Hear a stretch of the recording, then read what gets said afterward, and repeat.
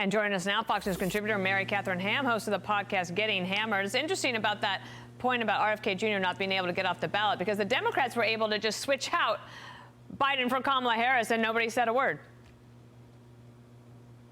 It is so strange how those rules work. Look, I think the RFK endorsement matters because it gives a permission structure for those who would have voted for him, even where he's still on the ballot, to go a different direction. And with the numbers that he has, that might make some differences on the margins. And the margins matter, which is why these guys are out on the trail. Nice to see Harris and Walz out on the trail after a strangely timed break right out of the convention, when I thought they should have been sort of riding high and taking it to the streets. But they're all out there again, obviously fighting over these Rust Belt voters. And I think the key for Trump and Vance is to sort of load up on Rust Belt men voters without turning off suburban women voters, right? And I think when you see a Walz talk to these unions, as he should, that there's a difference between the guys who lead the unions and the rank and file of the unions, which is why you had a big union leader speaking at the RNC who recognizes that divide. I think a Vance out on the trail is disciplined with message about your life is better than it was. Your life is not better now than it was 4 years ago.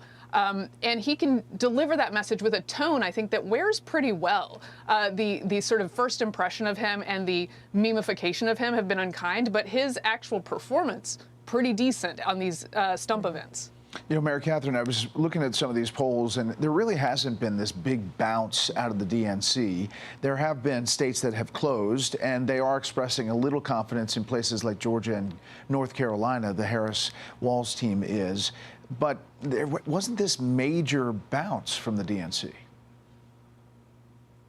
Right. And now we may see a little bit more of that. Again, I think it's strange that they weren't sort of barnstorming right out of that, because they did have all this great press. I guess it's not that much of a change from the great press they've had since she entered the race. She will have to sit down and answer some questions soon, which I think is interesting and will serve voters well to hear from her. But she may lose some footing that way. But look, we may see some bounce in the near future.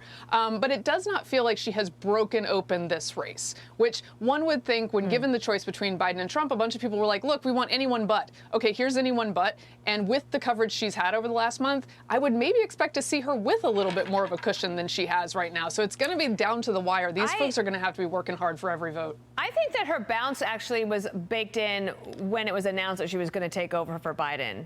So that it wouldn't have mattered, right? So like Trump got a little bounce out of his convention, and then like not just the convention, but all the great, the puffery in the press for Kamala Harris led to this. But here's the thing. This, as I said last week, everything got harder after the convention for both candidates. The Wall Street Journal is saying this. Do you think the American dream still holds true? Never held true or once held true, but doesn't anymore. And you can see these numbers here. The numbers are not good for people who feel like they're not going to be able to have a good life, get that home, get their retirement. And I know that I love to talk to you, Mary Katharine Ham, about all of your real mom people, the normies, as you call them. Do you think they feel this way? Yes.